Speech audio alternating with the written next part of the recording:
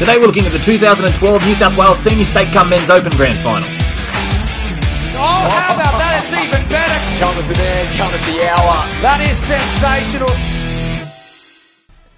Okay, 2012. Fair while ago now, but this game is against Hornsby and Wollongong. Wollongong, the red team, with the ball right now. You can see the old referee's shirts, and of course, nice a quickie. We're playing in the 7th edition rules, so that's why that 7 metre line looks very skinny. It's actually a 5 metre line. But we'll look back at this. Wollongong looking to shape for the quickie. And let's pause it here. Oh, we'll go back a little bit. So at the dump, what you can say here is, I'm not sure about policies 11 years ago, but this middle defender, not the one making the touch, he's up too far. He needs to be back at the line. Now, I'm talking at the time of the dump. Obviously, he can't get back there too early or he'll be penalised. But at the time of the dump, he can make a quick reaction. It's what we call pre-touch. And get back onto the line so he can move forward. Because he's up so far making the touch, see how they're both still getting back onside. He's only just made it onside now. Okay, so the ball's already coming at him. And what happens is the ball carrier throws a nice dummy. And his momentum, the defender's momentum just shifts out a little bit as if he's going to chase. But because it's a dummy, just that little tiny bit of momentum shifts, opens up that little dive channel. And he takes it. And by the time the defender reacts, because his body momentum was already going out, he just couldn't get back in to make the touch. Nice try from the Gong. This was my first year playing Men's Open, actually, but we won't discuss how that went. We didn't play the Gong. We played East Roosters, who were the 2011 champs, and we got smashed. That's a nice pass there. Oh, have a look at this one again. Hornsby strike back.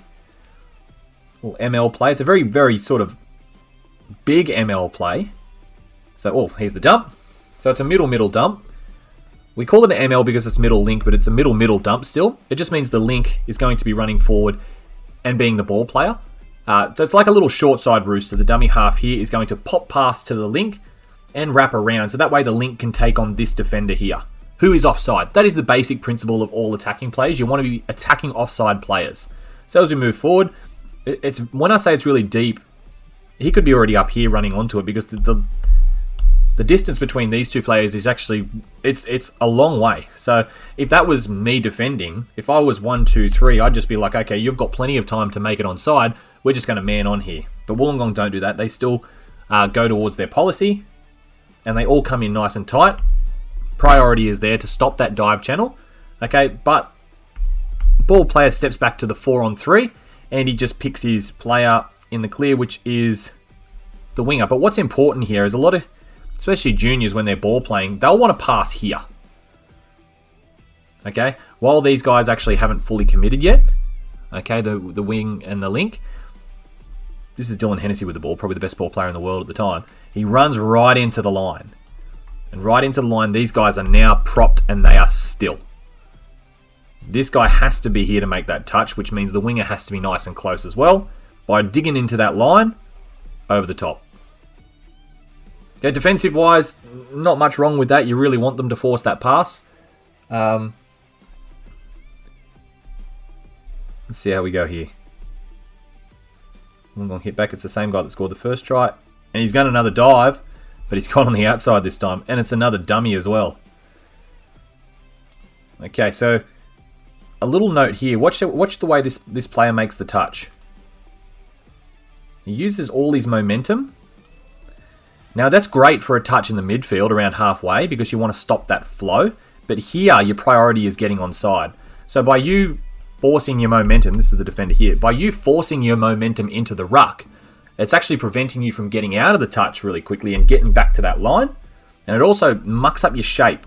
Now you'll have a look at his shape. So he's pushed off and he's pushed himself back a little bit, but now he's facing direct.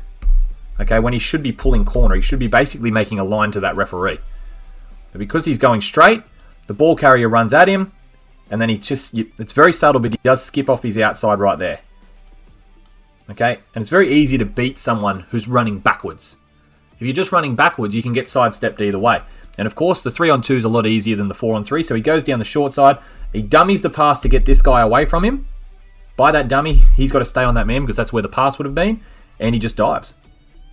So that's what I tell especially sort of 16, 17-year-old players coming through the ranks that might be playing 20s, we don't always need to contest the ruck. Okay? Especially on the line. Priority, get out of the touch, get onside. We don't have to try and ruin everything. Okay, so it's Hornsby hits back. We don't have a scoreboard at the moment. Still played at Port Macquarie this game. Just looks very different because there is a crowd on the other side. So they don't allow that anymore. So another quickie. And just a bit of nice footwork here. So it's a basic quickie. We don't have to talk too much about the quickie. But you can see the touch is a little... Oh, well, the touch again is... He's trying to force himself into that ruck. And see how he forces himself into that ruck, which causes him to backpedal. Which is not ideal. The ball carrier, his eyes are always for passing this way. But he could have just snapped him and gone short side. Look at those cross arrows. Could have just snapped him there, but he's gone for the out ball. Because that defender's just come flying in for some reason. So he could have just hit short and we go here. But the outboard calls, we can't see him. But this link defender, he turns and he chases. But because his inside defender is shot up out of the line, when he gets stepped back because he's chased and his momentum's gone, there's actually no one covering that inside gate or the inside shoulder. So the number 20 here, when we actually present ourselves off the line, we don't actually want to punch through our defensive units getting onside. We just want to get up in and hold that space. So that way, if they do throw that out ball, we turn and chase and we cover the inside. So you really only want to shoot up and make the touch if the ball's like 3 meters out from the line. It's like played that close. So we've got a 4-on-3 platform and it's a bullet pass. I think the pass essentially is to the wing. It's a 4-on-3. It's a county. So middle link play the ball. And it is a quickie. It's an infield quickie. And then the middle gets the ball back and attacks the offside player. And they can move left, right, depending on what they do. They should be pulling corner and giving the 4-on-3. Essentially, they get the 4-on-3 here. The link comes in, which is fine. The link can get high, probably around here, no higher than that. All he's doing is stopping that bullet pass to this link by taking the intercept, and he's stopping that short ball by making the touch. This pass here, it's gone over the top. Okay, so normally that's a pass to the winger, which means this winger's done a good job staying out because he knows that link is covering that channel. But this link here, he makes a big jump and he plucks it out of the air. He kind of intercepts his own teammate's pass. So there's really no way to defend that. Okay, we want to allow, if we're going to try and put in place defensive policies, we want to be defending the plays that are actually sort of high percentage plays, not the low percentage, the ones that are barely ever going to come off. So it's perfectly fine to allow a try like that, providing that your policy is good everywhere else. I think this might be, I remember watching this game, I think this is the try that everyone went nuts over, but it's not. It's a little simple one on the last. Like the referee was even anticipating a changeover. So I think on the last touch, normally teams just kill it on the sideline. By kill it, I mean just throw the ball away, get yourself set for some midfield D, but the dummy half takes off. He just runs into the line. He runs into that link who, for some reason, bites. Now, he should never have bit there. By the link, I mean this player. He should never have bit. He should have just stayed out, let the dummy half run until he's touched by the middle, but he just allows a big hole there for Wollongong to score. So Hornsby now look like they're hitting back up the field. This is before the rucking sort of came in, so the ball was kept in the middle. Players did sub, but it was never like a whole 4 go off and a new 4 come on. So you can see players subbing now. This is just the way it used to be. It used to be a lot of arrows, a lot of ball movement, and you still get the last play you want here. The 4-on-3 channel hitting the link. So this is a very basic one. The link's gone up high. Now the reason the link's up high here is he wants to make the touch on this player, thus allowing the middle to drop back and basically man on. 1, 2, and then he would take the dummy half. So that's the idea of the link being too high, but Hornsby's link has just stayed that little bit wider. Okay, because if he stands underneath dummy half, yes, that link's going to make the touch. But if he's wide, the link here doesn't know, hey, if I go in too far to touch the ball, or touch the person carrying the ball, and this link bounces out, I'm cooked for a 2-on-1. So he stays a little bit wide and they throw the dummy. Just makes that link second guess himself, and then everyone's just running holes. And the link hole was open. But just a nice little bit of width held there by the link, just to make sure the dump was on the middle.